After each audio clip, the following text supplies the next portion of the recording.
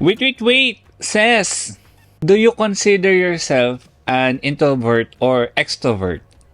The age-old introvert versus extrovert conversation. Ah, Vince, Yosh, I've always been extroverted. Oo. Yun parati yung lumalabas sa MBTI, 'di ba? Yung Myers-Briggs test. Nung high school ko unang high school ko unang na-encounter during career counseling. Tapos before ka kasi ika-counsel ng guidance counselor, nung time na yun, uso yun papag-take ka muna ng test. Ano ka? ENFP. ENFP. Oo, tas forever na yon, never na nagbago. Pareho kami ni Celine. Si Celine din. Oo. O yun, ganun. So, extroverted ako. Although in my heart, I want to be introverted. Kasi for me, my perspective, introverts are perceived as smart. Para sa akin para sa akin. Gusto kong ma-perceive. Gusto mo mukha kang smart sa paningin ng mga tao. Gusto ko ma-perceive as smart. So, parang sa heart ko talagang gusto ko maging I. Kasi, ito. Alam niyo kung bakit? Alam niyo yung kasabihan na yung empty cans? Yung empty can. Empty cans make the loudest noise. Oo. Alam mo, since narinig ko yon, sabi ko, shit, ayaw ako maging empty can. Oo. So, pag kunyari, introvert or extrovert, gusto ko, sinasabi ko, introvert. Parang hindi ka panipaniwala na introvert kasi. Walang naniniwala. Zero. Talaga ba? Oo. No to extrovert shaming. Oh. Gusto ko yan. Gusto ko yung campaign na yan. No to empty cans shaming. Ganon. Empty can? So what? Tsaka ano bang ginagamit sa caroling? Di ba empty can? O ano bang ginagamit sa... Basta maraming uses ang empty can. Bit mo naman kasi kakalugin yung can. Ikaw din naman yung may problema. Kasi some cans are not meant to be shaken. Shaken. They're meant to be... To be filled with love.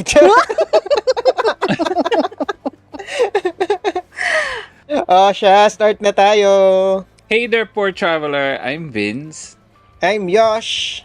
And I'm your empty can Cess. Welcome to the Poor Traveler Podcast. The show that will help you plan smart, travel safe, and make every trip worth it.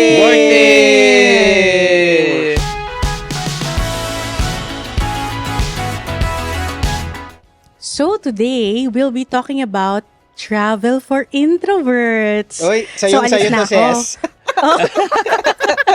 Mag-log out na ako. Ganun, So, for me, as an extrovert, closet extrovert. Frustrated introvert. Oo nga.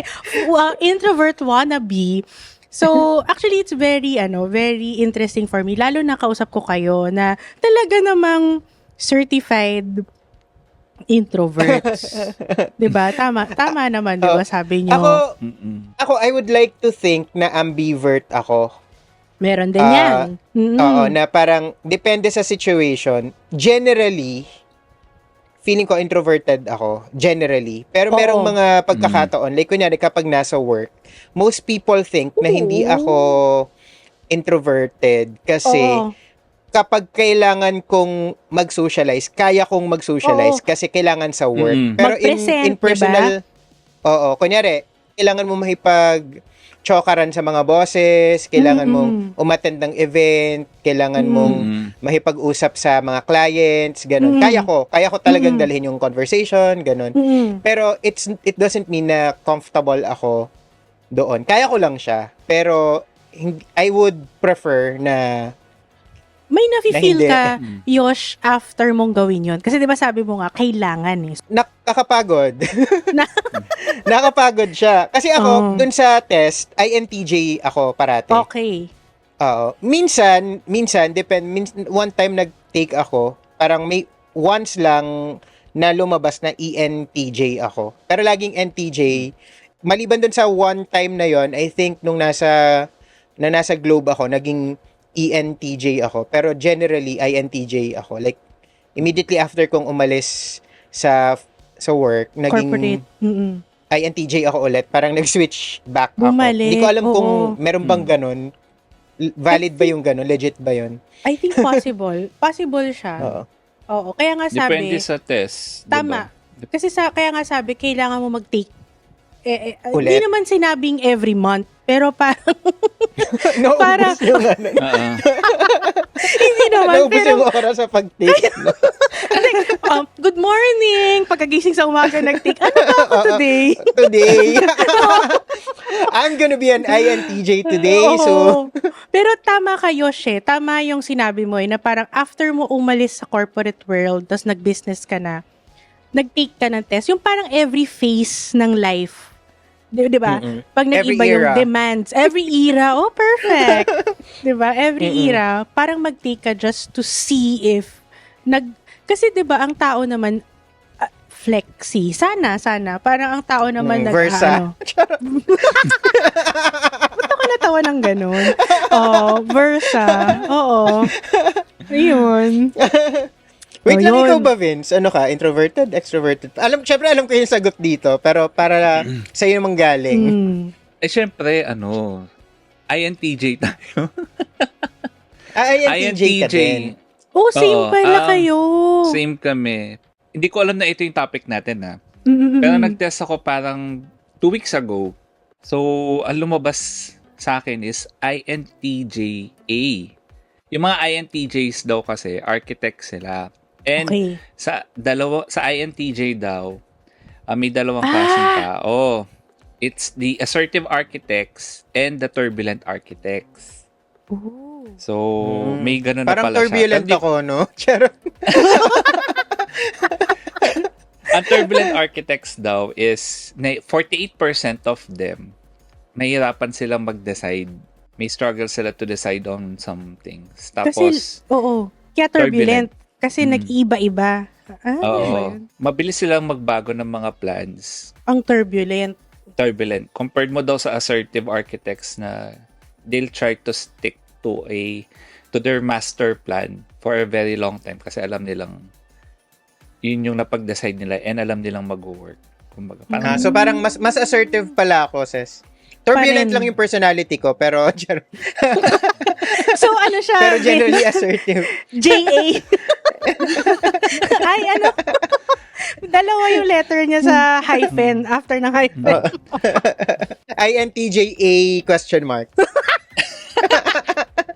ikaw kasi sis, very yung personality mo. Very bubbly. Parang kang isang ray of sunshine. Parang ang saya-saya lang, di ba? No? Masaya lang lahat. Ano ba yung F dun sa ENTF mo, sis? Feeling Funny. funny. Feeling funny. Feeling funny. cute. Feeling pretty, ganyan. INTJ is introverted, intuitive, thinking, and judging. judging. Ay, naku. Mm-mm. Kaya nga, Judger. pero kasi sa corporate world, magaling ang judgers. Oh.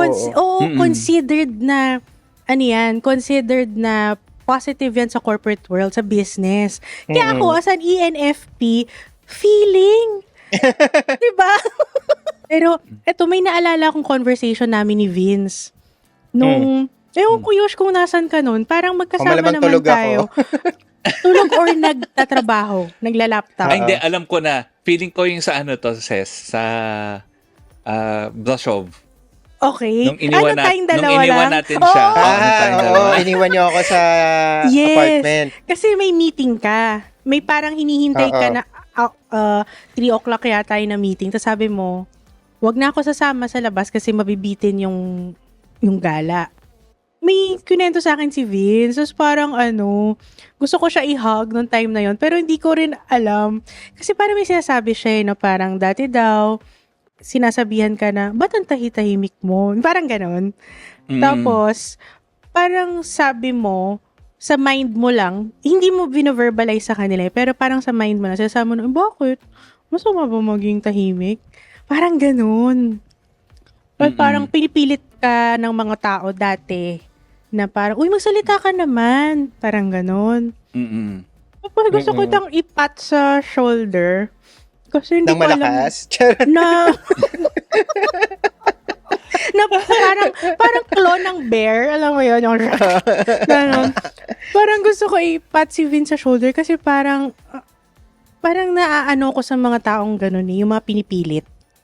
Na hindi ako naawa. Hindi ako naawa. Pero parang nararamdaman ko yung nararamdaman nyo na pinipilit kayo na mahihain na nga. Tas iaano mo pa yung ito yung mic, kumanta ka sa video okay or salita ka naman. Wala ka bang masabi? Nafe-feel ko yan. Nafe-feel ko yung ganun. Tapos, kasi feeler ka nga. Oo nga. TNT ka nga. So, nasa personality mo nga talaga. To feel. Nafe-feel ko yung ganun na yung parang, ewan ko, nahihiya ka ba nun, Vince? Or parang naiinis ka?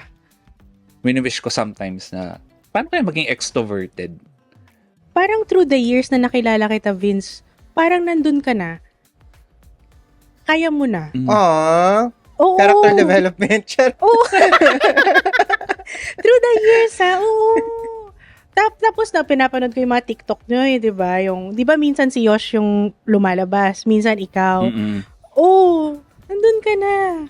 You're there. Diyos ko, Ses, alam You mo, have achieved. pagkatapos ko alam mo ba, pagkatapos Mag-record. nagre-record ako ng TikTok, Mm-mm. Diyos ko po, minsan yung isang TikTok na 1-2 minutes lang. Oo, bilis lang. Yung raw nun, yung full footage nun, umaabot ng 8 minutes. 8 Kasi minutes, ilang beses ako nagre-retake. Oo. Di ba no, Yosh? Oo lang yung sinabi ko, no? Alam mo bakit? Kasi ang Bakit? haba na ng conversation natin. Ay, sorry. Hindi Siguro pa tayo nag-enjoy tayo. nagsa-start. Nag-enjoy tayo sa pagkukwento, no? Kasi, nabulot. Teka, ibalik natin, no? Ibalik natin. May parang rope na ibabalik na natin. Oo, hilahin natin. Kasi nga, super interesting ng topic na to. So, sobrang interesting. Ang dami na naming nasabi. Intro pa lang to, guys, ha? So, kasi nung season 1, wow, that was how many years ago, you know? Season 1, nagkaroon tayo ng episode about solo travel. Tapos, parang best Asian destinations for solo travelers. Tapos, I remember, meron din tayong episode, tapos merong nag-message sa atin sa The Poor Traveler Podcast. Sabi, solo traveler din daw siya. Humihingi siya ng advice or tips kung paano siya mag-make friends during travel. Oo, tanda ko yan. I think yun yung very first Q&A episodes natin eh. Yung mahiyain siya. Hindi niya kaya makipagkilala kapag nagta-travel. Tandaan nyo yun? Pero yung mga previous solo travel episodes natin, ang assumption natin ay gusto nilang makamit ng ibang travelers. Pero this time, what if gusto lang talaga nilang mapag-isa? Yung to be alone with their thoughts siguro and just enjoy the destination na mag-isa lang talaga. Yes. Actually, yung episode na to, suggestion to ni Sheila Marie na nag-message sa atin via Instagram. Wait lang, so isesend ko kay Ses yung message via IG para siya na yung magbasa. Ayan. Okay. Take it away. Received! So, ito na nga ang message natin ni Miss Sheila Marie. Hi, TPT team! Super love your Spotify 2023 Wrapped episode. I discovered your podcast when I started working from home on graveyard shift. So, apart from super insightful, super entertaining din kayong three. Yay! Kudos! Super aliw, yun yung sabi niya. Please continue to upload more episodes. No pressure, pero pwede bang twice a week? Twice a week! Sabi niya, magsasuggest ako ng topic. Tips for solo traveler. And aside from city or island tours, what type of activities can you suggest an introvert who loves solo traveling? Sabi niya, she is too shy / old to party. Meron bang too old? There's no such thing as too old to party. Yeah! Oh. Oo. So, ano daw pa kaya yung mga pwedeng gawin? How about yung extrovert, yung mag-suggest? Ano pa kaya? Ito yung mga magandang natutunan ko sa'yo, nung nagpunta tayo sa Biri. Yan na naman. Advertise kay Billy. Oo, kasi sabi ni Yosh, Core memory talaga. core memory eh. So ako, ang isa sa mga na-appreciate ko doon, Yosh, naalala mo yung afternoon walk natin. Tapos, ito suggestion ko to kay Sheila. Kapag nasa isang remote island ka, of course, meron kang mga pupuntahan na tourist spots. Kasi part yun ng ibibigay sa'yo itinerary or isasuggest sa'yo na itinerary. Pero nagustuhan ko, Yosh, nung pumunta tayo sa palengke. Yung parang basketball court siya, tapos merong mga palengke-palengke. Tapos nagustuhan ko rin yung part na hindi siya tourist spot, pero parang may steps. May steps, tapos may mga tindahan sa likod, tapos may yung sea pumapalo-palo sa step. The sunset nun di ba?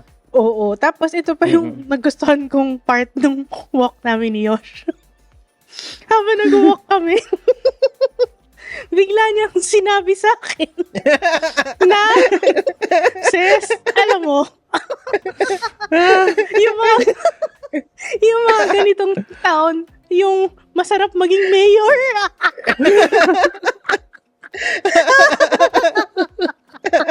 Bigla na masarap maging mayor. Napili pa niya yung town na yun. Tapos tinanong ko, bakit? Tapos parang, pero maganda yung sagot niyo. Sabi niya parang, kasi parang yung mga ganitong town, yung sarap i-develop. Yan, maging successful nung town, di ba? So, basta parang ganun Hindi yung develop conversation. na papalagyan natin ng mga kung ano-ano. Mall, hindi ganon, Oo, hindi ganon. Sa education, sa health, May di ba yung mga SMB ganon? na. Galit sa atin yung mga tao. Oo. So ako para sa akin kung type mo yung ganong klaseng scenery, yun. Tapos, there was also another core memory sa akin nung pumunta naman tayo ng El Nido. Tapos, hapon yun, magsa-sunset na, tapos lumabas na yung mga bata from school. Tapos, tumatakbo-takbo sila sa beach na naka-uniform. Suot pa nila yung school uniform sila, tapos tumatakbo-takbo sila sa beach. Ano, gusto ko maging principal? Mayor na principal pa. Oo, ganon. So, kung meron kang sila, totoo tong mga tips ko So, kung meron kang mga makikita dun sa lugar na pupuntahan mo na will show you the local life. 'Di ba? Yung local flavor of life. Yun yung masayang i-observe. Kung mahilig ka mag-people watch. Kasi people watching won't require you to interact. Kaya nga, watching So, parang nakatingin ka lang sa kanila. Tapos, Yosh, naalala mo nung pinatira tayo sa bahay ng isang matanda. Na, baka matanda ka dyan. Konsehal yun. Konsehal yun. As a mayor, wala kang paggalang. Oo nga Vince, pinatira na libre, tapos tinawag na matanda, no? Parang pinatira kami sa isang bahay na luma. Na ang ganda nung, yung parang kapis-kapis windows, ganon-ganon. Tapos, may balkonahe yun. Tapos, pag sumilip ka sa balkonahe, makikita mo sa baba yung mga panederya, yung mga tindahan, tas yung mga nagbabike, mga naglalakad, ganun. So, makikita mo talaga yung action sa neighborhood. Na, pag ganitong oras, maraming tao sa labas, mga bumibili ng merienda, ganun. Nahihirapan ako mag-suggest dito. Actually, sinabi ko sa kanya na parang hirap din akong sumagot kasi although nagta-travel ako mag-isa, maraming beses na, half of those instances ay parang gusto ko namang makakilala ng other travelers. siya kasi feeling ko parang ayaw niya. Ayaw niya makakilala ng iba. Oo. Gusto niya lang Oo. mag-enjoy. Parang ganun. So, kanina pa ako nag-iisip sa baul ko, sa utak, kung ano ba yung mga napuntahan ko na talagang wala talaga hindi ako nakipagkilala kahit kanino. And actually, marami-rami din pala. Like, kunyari, yung unang Paris trip ko, mag-isa lang ako nun. Wala talaga akong kakilala. Hindi. Tapos, ano yun, di ba? Parang, napanalunan ko lang yun. Tapos, mag-isa lang ako. Tapos, hotel ako pinagstay, hindi sa hostel. So, wala talagang opportunity para makapagkilala. Pero na-enjoy ko pa rin talaga siya. Iniisip ko kung bakit ko siya na-enjoy. So, yung una is, although ito medyo acquired, parang hindi naman to para sa lahat. Pero nabanggit ko sa previous episode natin, mahilig kasi akong bumisita sa sementeryo. It's my thing. Talagang I find solace sa pag nasa sementeryo ako. Parang ang tahimik, ang peaceful, nakikita mo yung ang interesting sa akin just looking at yung mga lapida. Kasi minsan meron kang may parang, stories. Oo, may mga story ka na mapipick up eh. Oo, kunyari sa Sagada, naginawan ko to ng poem eh. May isa dong lapida ang nakalagay, 'di ba usually born tapos died. Ganun. Yes. Siya born tapos last seen. Oh! Ay. Hala!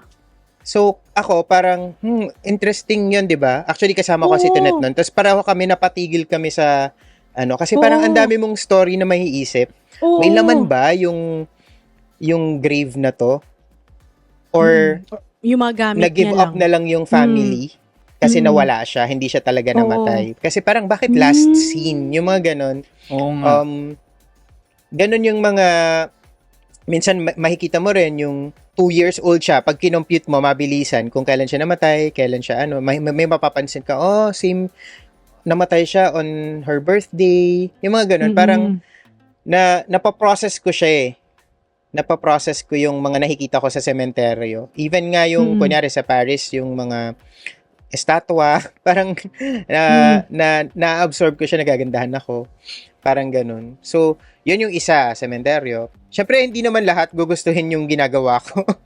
Pero, pangalawa, siyempre, museums. Yun kasi, naturally, by default, hindi naman, parang mas maganda siya talagang i-process ng mag-isa. Oo. Diba? At your own pace. Yes. Kung gusto mong may skip, pwede mo skip. Okay lang. Oo. Magkasama kami ni Vince na nagpunta sa Van Gogh Museum sa Amsterdam. Pero hindi kami magkatabi. Parang pinaprocess namin yung story ni Van Gogh na mag-isa kami. Pero pareho kaming, magkasama kami sa trip na yun. Pero, pareho kayo nandun. Hindi kami magkatabi pag tumitingin kami sa same painting, ganun. So, sobrang invested ako dun sa story ni Van Gogh. Hindi ko na-realize na ganun, kalungkot and compelling yung buhay niya. Na, kasi siya, parang kunyari, 4 or 5 floors. Tapos, magsa-start ka sa pinaka-baba, no, Vince? Tapos, you make your way up. Pagdating mo sa 5th floor or 4th floor, basta yung top floor, andun na, yun na yung death ni Van Gogh. Umiiyak na ako. As in, kasi parang, kinuwento niya sa'yo yung buhay niya na parang, dapat pala sa Moments That Made Us Cry, episode, na sobrang inspired ako sa relationship nila nung kapatid niya, si Van Gogh at saka si Theo, yung kapatid niya. Tapos, doon ako naiyak sa part na pinangalan kay Vincent yung anak ni Theo. Nung namatay na siya. Hindi, nung nasa nasa asylum siya. Nasa asylum siya. Tapos one of yung happiest moments of his life nga daw yata was when naka-receive siya ng letter from Theo na nanganak na yung asawa niya and ipapangalan sa kanya. And ang name is Vincent. Oo. Tapos, doon niya pinaint yung parang spring Kemerut. Ganun. Basta sobrang affected ako. Pero anyway, yun, isa lang yun sa mga parang para sa akin, magandang i-experience mag-isa. Yung museums in general. It doesn't have to be as big as the Louvre. Actually, mas cute nga yung mga mas focused na museums eh. Yung mga mas maliliit. Diba? Yung may particular story lang. Oo. Mm-mm. Tsaka, I also remember nung grade school kami, tapos pinakita yung documentary ni Vincent Van Gogh, tapos kinanta yung Starry Night. Mm-mm. As an ENFP, hagulgul to, hagulgul to the Mm-mm. max ako. Grabe. Grabe yung story niya. So parang what we're trying to tell Sheila is, going back, what we're trying to tell her is, maganda mag museum and mag-explore kasi nga you're alone, you're doing things at your own pace. It's one of the Mm-mm. things kasi na I know I can do basta mag-isa ako. Like for example, di ba nag-business trip ako dati sa Singapore, Indonesia. Pag may kasabay ako na colleague, parang kung ano lang yung mga gagawin namin, like office, tas kunyari mga shops na wala sa Pinas. Ganon. Punta kami. Nung mga times na ako lang mag-isa, pupunta ako sa cat cafe. Kasi alam ko naman na hindi lahat ng tao trip yun. Kumain ka, tas kasama mo pusa, naglalakad-lakad. So, yun, pupunta ako sa cat cafe. Tapos, basta mga things na alam kong ako lang yung makaka-appreciate. Yun yung chance mo. Actually, that's one of the positive side of solo travel. Yung mga trip mo, without having to explain to anybody, pwede mong gawin. Yung isang criterion lang ni Sheila, doon ako medyo nagsastruggle na yung mga super remote na mga destinations, kunyari hiking solo, parang it's something na hindi ko talaga ma-recommend wholeheartedly. Siguro merong tamang mga precautions naman na dapat gawin na to ensure na safe ka talaga. Hindi lang ako familiar kasi hindi ako nag-hike mag-isa talaga. Pero siguro at the very least, kailangan may mga tao na may alam kung nasan ka, saan ka pupunta, kailangan nakabalik ka na by this sa hotel, time. oo. Oo. Tama. Pero kunyari, sa Taiwan, di ba yung may yung Elephant Mountain? So, pwede Sheila ang gawin mo. Kunyari, nasa isang place ka, tapos pwede mo i-research what do locals love to do. So, kunyari, isang example is sa Taiwan, locals, for some reason, dun sa area na yun, love going up a mountain called Elephant Mountain, na sobrang tarik niya, ha? So, pwede kang pumunta sa mga ganun because you know na merong ibang locals din na kasabay mo. Kumbaga parang, hindi ka mag-isa, pero kahit may kasama ka, hindi mo sila kailangang kausapin. Pero at least, may mga tao within the vicinity. Ang isa pang madidiscover mo rin kasi kapag, di ba nga parang do what the locals do. Kunyari, yung mga locals pala, mahilig silang pumunta sa library. Kasi minsan may mga towns na merong personality, di ba? Parang every place kasi has a personality. So, kunyari, yung specific town na to or yung area na to, mahilig silang pumunta sa local library. Tapos, sobrang ganda pala ng local library nila. Tapos, because the people love to go to the local library, sa labas ng library, meron palang musicians na tumutugtog-tugtog. So, that's free entertainment na. Diba? That's an activity that you can do. I'm talking about Taiwan. Sa Taiwan may ganun parang may library, tas sa labas may square, amphitheater. Tas merong mga orchestra people na tumutugtog-tugtog for free. Nagpa-practice lang sila sa afternoons. Nagpo-perform sila. Yung isang workaround is sumama pa rin siya sa mga group tour. Pero yung magandahan naman kasi sa mga group tour, optional naman kung gusto mong kausapin yung mga kasama mo. Di ba? Hindi naman kailangan kausapin mo sila. Like, example, lalo na kung ang gusto niya yung mga remote destinations. Kasi most of the time, yung mga remote destinations, like, kunyari, Tawi-Tawi, Balabac, mahirap yung i-explore mag-isa kasi ang mahal kung mag-isa ka.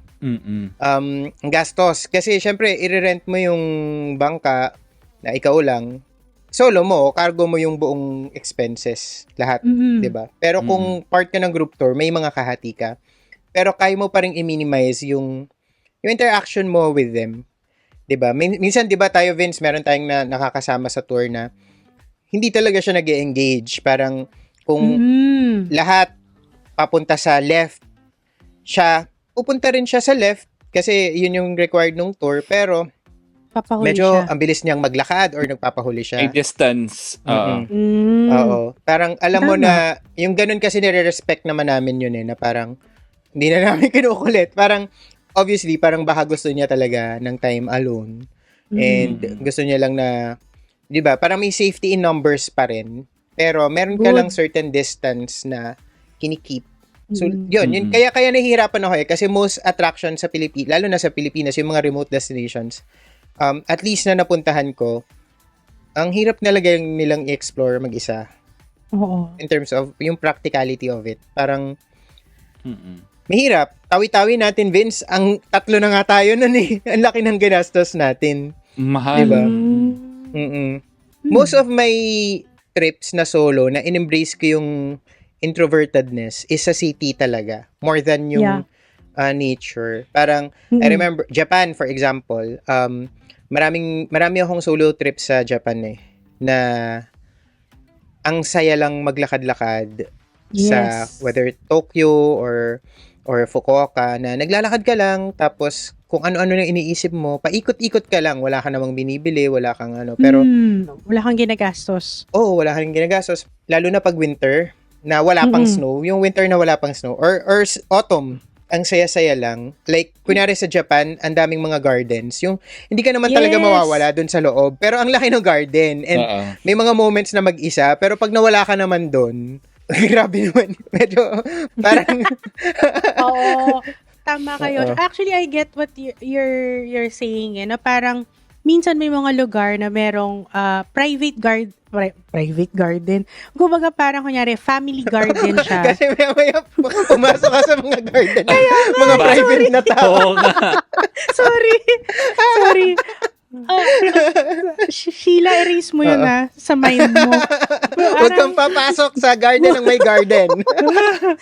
Parang, minsan kasi may sa mga ibang cities, merong mga parang garden na ino-open to the public. Tapos yun nga sabi ni Yosh, minsan malaki siya. Na pwede ka talagang umiwas sa crowds. Pero the thing is, it's still contained. Meron pa ring CCTV, meron pa ring guards doon. So, Siya may safe pa rin trail. for you. Oo, may trail ka na pwedeng sundan. So, mga cities meron yan. Kunyari, Hong Kong meron din yan eh. Parang, tas merong interesting activity dun sa Hong Kong. Parang pwede ka mag-bird watching pala. Dun sa park nila.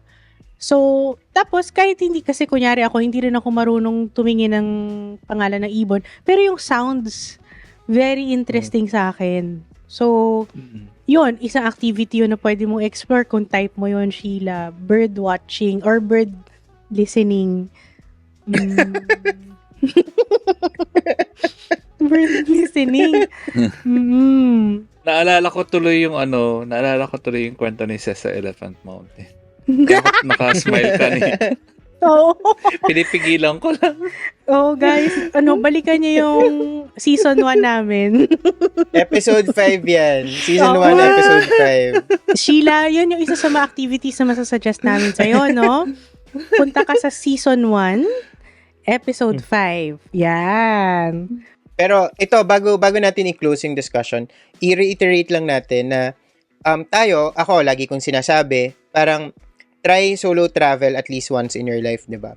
Pero Yes. solo doesn't mean na like walang may alam nung trip mo. So, kasi Oo. important to for safety purposes, at the very least, dapat meron kayong sinasabihan kung nasaan kayo, saan kayo pupunta, and by this time, dapat nakabalik na kayo. Kasi otherwise, kapag may nangyari sa inyo and mag-isa kayo, walang nakakaalam kung nasan kayo, saang lupalop ng mundo kayo nandun, or saang, kunyari, nagpunta lang kayo sa isang forest, mag-trek kayo, ang laki nun, mahirap maghanap dun. And lalong-lalo na huwag kayo magda-dive, mag-isa.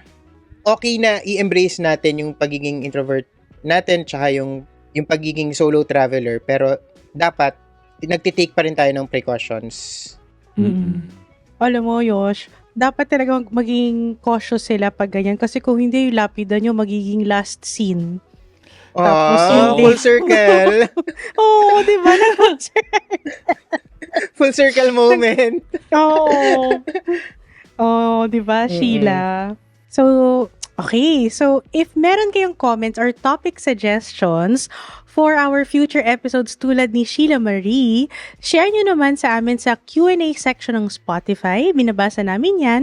Pwede nyo rin kaming i-DM tulad ng ginawa ni Sheila sa Instagram sa @thepoortraveler para mabasa namin dito tapos ma-share sa lahat. Don't forget to follow us here on Spotify. Just search The Poor Traveler and click nyo lang yung follow button under the title. Pwede rin kayong mag-follow sa Apple Podcasts and Google Podcasts and pa-rate na rin kami ng 5 stars. Kung hindi 5 stars, huwag na lang. Yay! Charot. Salamat na lang sa lahat. We publish a new episode every Monday. That's all for now. I'm Vince. I'm Ces. And I'm Yosh. Remember, plan smart, travel safe, and make every trip worth Worth it. it. Worth it!